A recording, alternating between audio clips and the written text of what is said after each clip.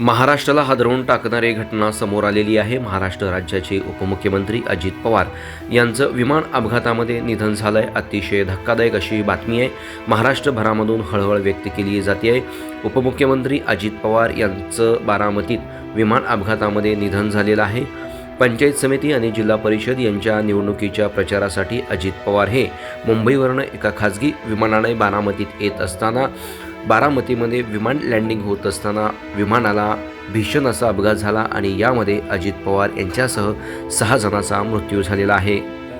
आत्ताच्या घडीची सर्वात मोठी बातमी आहे। महाराष्ट्र राज्याचे उपमुख्यमंत्री अजित पवार यांचं विमान अपघातामध्ये निधन झालेलं आहे। महाराष्ट्रभरामध्ये आत्ता हळहळ व्यक्त केली जाते आणि मनाला चटका लावून देणारी ही बातमी आहे।